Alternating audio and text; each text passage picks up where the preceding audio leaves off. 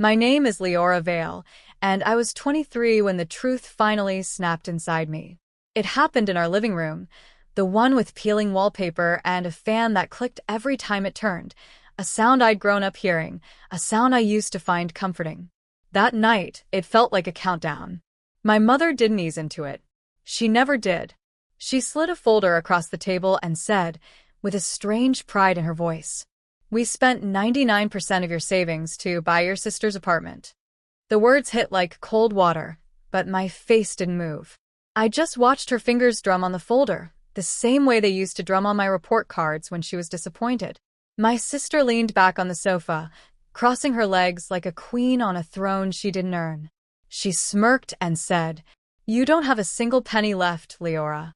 But it was my brother who twisted the knife. Laughing under his breath, he added, "People like you never own anything. You'll spend your whole life renting rooms." I remember the light in the room flickering at that exact moment, an old bulb, half dead, but it felt symbolic, like even the house was tired of their cruelty. And me? I didn't flinch. Instead, I laughed. A quiet, controlled laugh that made all three of them shift uneasily. Because they weren't expecting that reaction. They were waiting for tears, for begging, for the usual silence I gave them. They didn't know I had already withdrawn every important document. They didn't know what those savings actually were. They didn't know what I truly owned.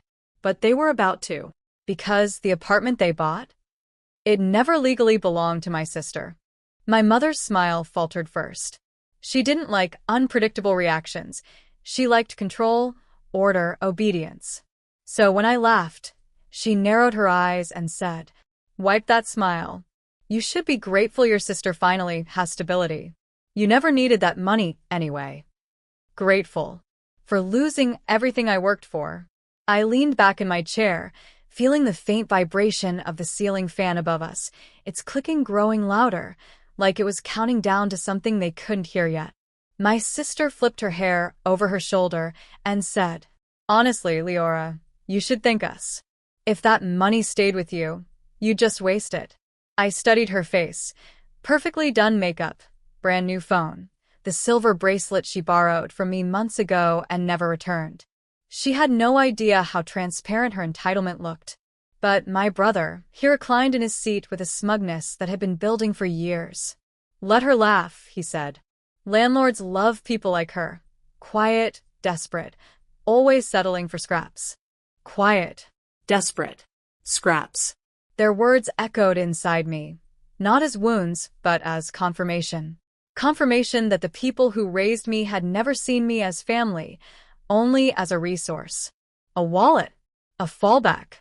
I tapped the folder my mother pushed toward me, the one holding the apartment papers. The pages inside were thin, off-white, slightly crinkled at the edges. I knew exactly what they said and what was missing. My mother mistook my silence for surrender. She said, almost triumphantly, "The deed is already signed in your sister's name. Everything is settled." I finally looked up. Calm. Steady. Because they still didn't know the one thing that mattered. The deed they signed wasn't valid. My sister let out a confused laugh. "What do you mean it's not valid? Mom signed everything. The agent signed. The bank approved."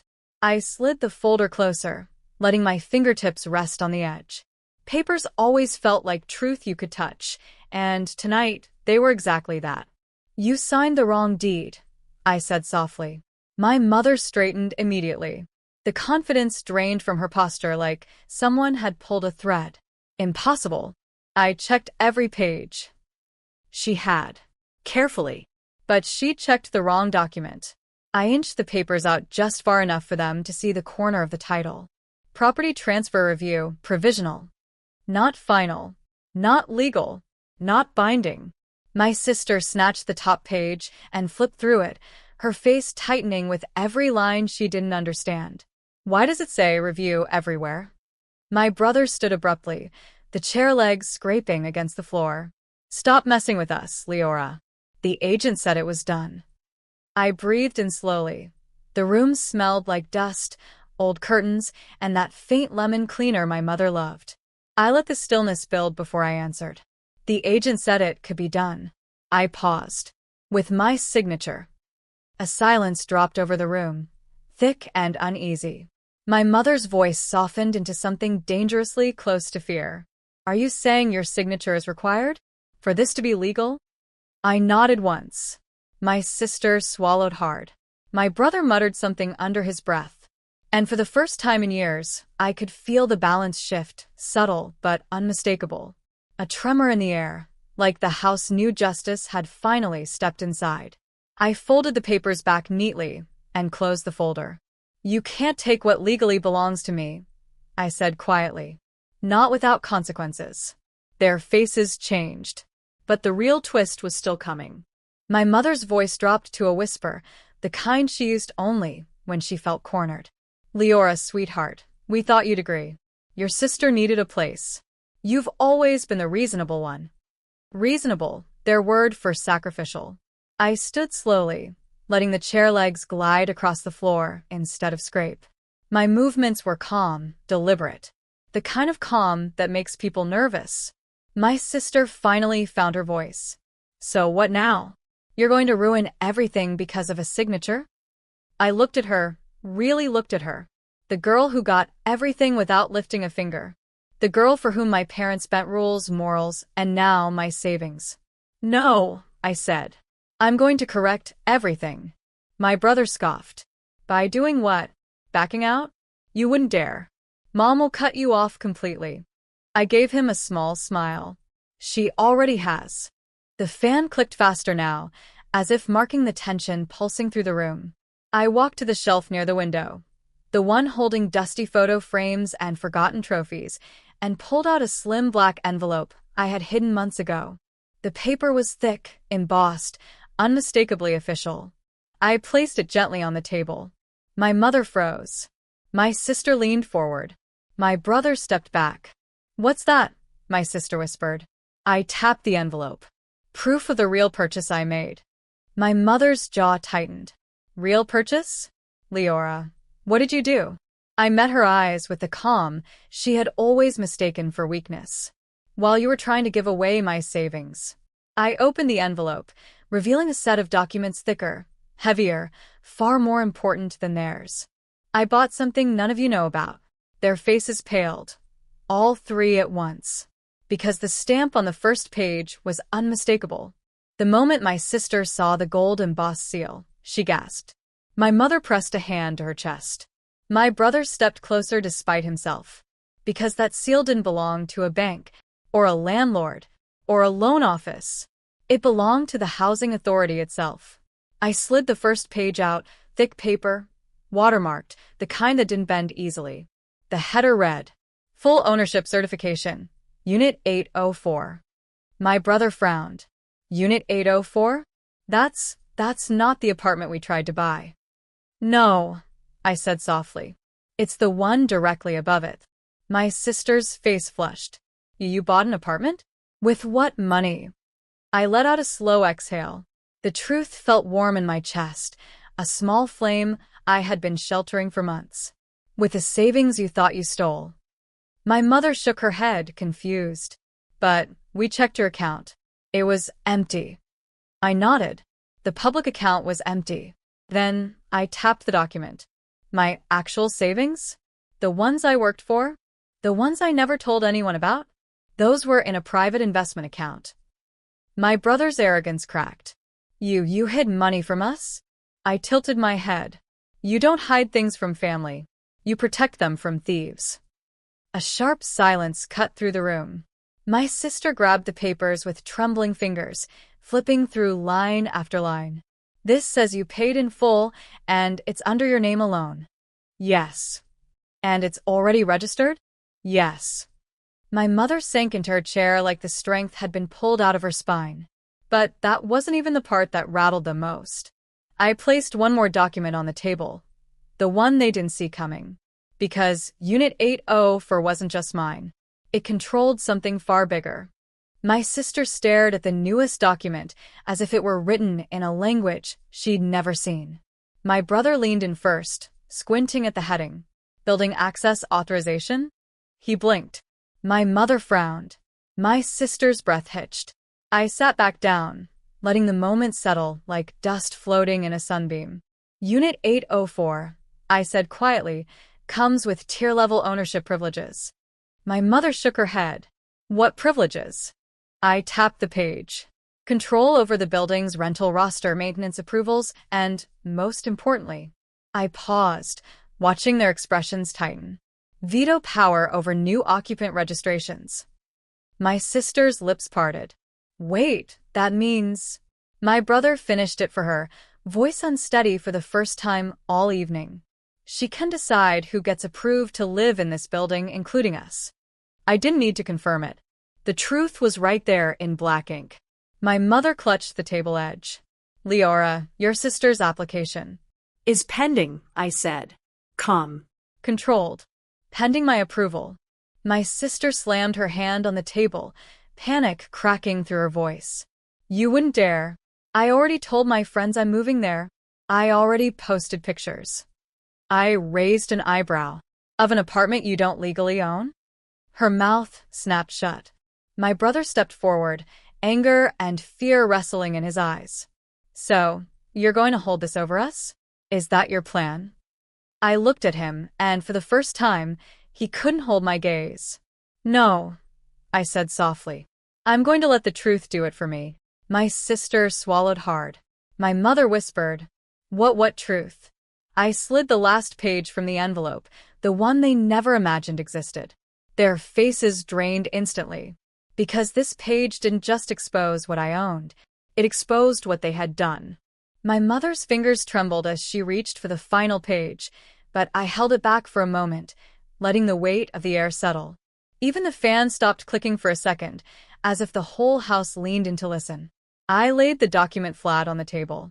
Across the top, in bold letters, it read, Unauthorized Withdrawal Investigation, Preliminary Findings. My sister stumbled a step backward. My brother froze in place. My mother's breath left her in a sharp, frightened gasp. "W, where did you get this?" she whispered. I kept my voice low, steady. From the bank manager. The same one who called me when someone tried to access my locked private account. My sister shook her head violently. We didn't touch your private account. We only took what was in your main one. Exactly, I said. And the bank noticed the attempt to reach the other one. It triggered an automatic review. My brother swallowed hard. Review of what? I turned the page toward them. Of every withdrawal you made under my name. My mother's voice cracked. Leora, we're your family. Family doesn't forge signatures, I said gently. The color drained from her face. My brother stepped forward as if to snatch the paper, but I slid it away, not in anger, just in ownership. The bank concluded the withdrawal used to buy your sister's apartment was unauthorized. Meaning, my sister's knees buckled onto the sofa. Meaning the transaction is frozen? I nodded. Pending my statement. My mother covered her mouth. My brother whispered something like a curse under his breath, but stopped himself. The room felt smaller now. Tighter. Like the walls themselves had turned to listen. I closed the envelope slowly. Tomorrow morning, the housing authority emails me the final decision. My sister's voice broke entirely. What decision? I looked at all three of them. Calm. Unshaken. Finally in a place of quiet truth. Whether your apartment application gets rejected, I paused. Or whether the investigation becomes official. Their world tilted. But my final choice? They didn't know it yet. That night I didn't sleep. Not out of fear, but because for the first time in my life, I finally felt the weight lifting off my shoulders. I sat on the balcony of my small rented room, the cold air brushing my face, the city lights flickering beneath me like a quiet promise. You're almost free. By morning, my inbox held 2 emails. One from the housing authority. One from the bank's fraud department. I got dressed slowly, deliberately, the way people do when they know the day will change everything. When I walked into the living room, my family was already waiting. My mother's eyes were red, my brother restless, my sister shaking. My mother spoke first. Leora, we know we messed up, but please don't ruin your sister's future. I studied her for a long moment. The woman who defended everyone but me.